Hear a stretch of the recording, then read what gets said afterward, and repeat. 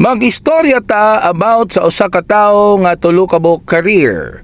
Atong sayran mga kaistorya kung giunsa niya pagbalanse ang tulo ka career: radio DJ, teacher, and party DJ. Atong makauban, Sean Daniel Palarca aka Papa Chobs of Barangay FM 100.7. Kaistorya, atong makauban karon dili ni si Ninyo Mulak ha. Gi-career na gud ba? Kulba kini mga kaistorya kay kung nay 3-in-1 nga coffee, napoy 3-in-1 nga career. Radio DJ, teacher, o party DJ. Ah, grabe. Atong palakpakan, Sean Daniel Palarca aka Papa Chobs! Yay! Good morning! Istoryahin no sila kinsa si Sean Daniel Palarca. Gamay lang.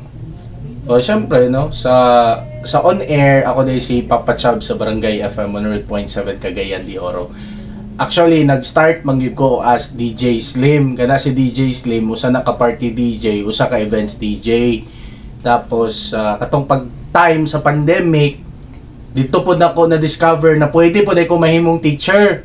So I taught no on a school for almost 3 years, and then right after nga pagka-expire sa akong contract, I decided to chase the career that I want, no, which is in the radio. And mao na din to, nahimo si Papa Chobs. Unsa na yung course ni Papa Chobs? Kung pwede mo siya mag-teacher? Asa ka nag-teach? Unsa imong subject?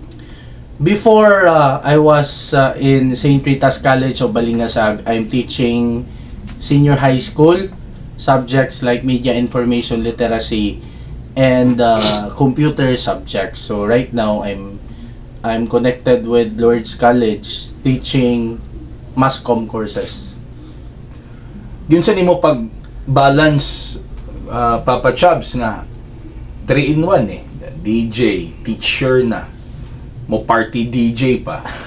Yun sa nimo pag-balance na siya.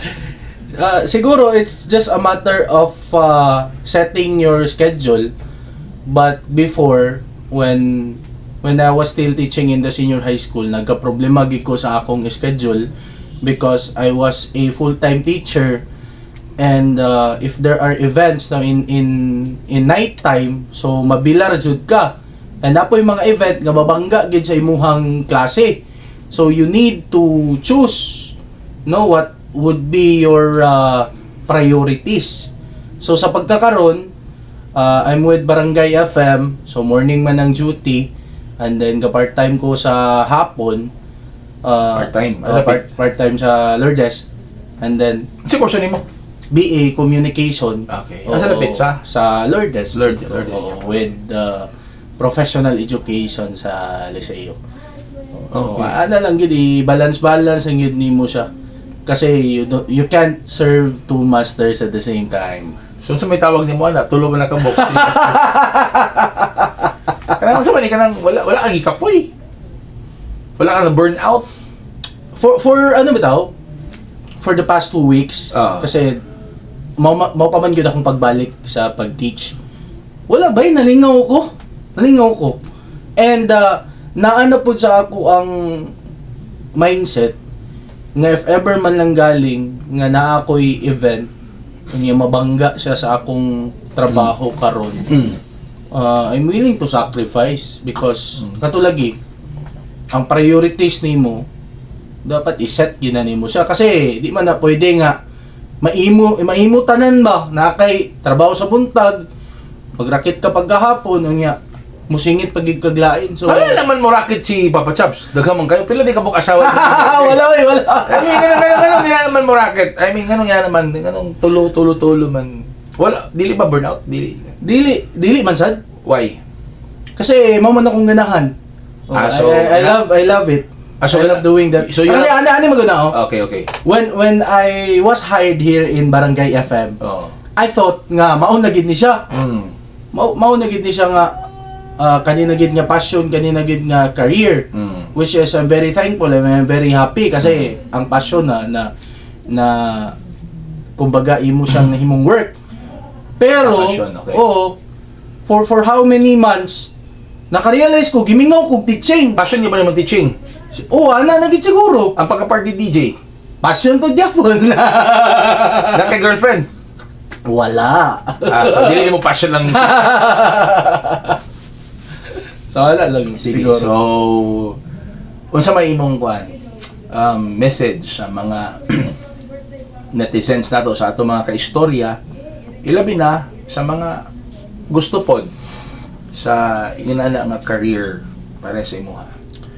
Siguro, you just trust the process and always remember nga kung naa kay gusto sa life, dili mo na makuha diretso. You work hard for it. And ani magunang nahitabo sa ako when the pandemic has strike. Grabe ako mga overthinking, grabe ang akong mga what if ba. Kasi when I went home dito sa Amua, wala events. So dito katong nga time man gud sa pandemic, katong pag-pandemic rather, mutong time nga pag kanang nangita pa bito ka kung asa ka dapit, kinsa mo salig pa sa imuha. But still no naagi rason ang tanan. Basin ikaw din na gipa-experience pa ka og butang nga para mas ma-challenge pa ka or you will have a better career growth muna on that particular thing, and then it will lead you to something nga katong gusto gyud nimo. And be humble always. Ana lang yun.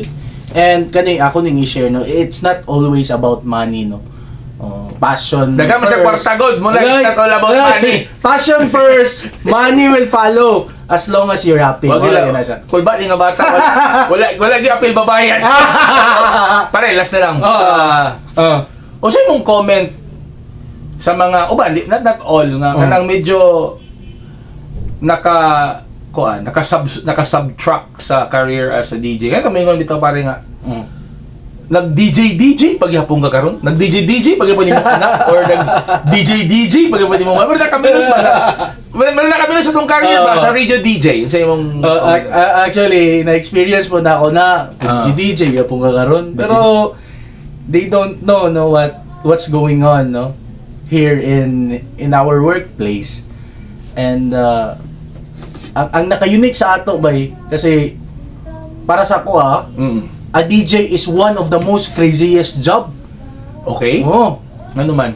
Nanga-mental ang mga DJ, nanga-mental. So yun ka nang magstorya ka, kamura isa duwa, magkatawa ka din na sa sulod. Kanang ikaw ra usabay, abi na nag-ibo kay ka ba? Ikaw ra man di Pero lang yun. You love your job? Yeah, I love my job. And Lagi, kana nakaminos diya, kumusta may imong trabaho? Payong ka. Kana nakaminos diya. Sa among trabaho sa DJ, pangutana, malipayon kasi mong trabaho. Bay, salamat Baya. Thank you. no problem. Papa RD, like and follow Papa RD Facebook page and Magstoryata. Thank you. Alina, Magstoryata. Para sa mga latest na mga balita, impormasyon, and entertainment, please don't forget to subscribe, follow, like, comment, and share at Mag-Istoryata Infovlogs YouTube channel, TikTok account, and Facebook page.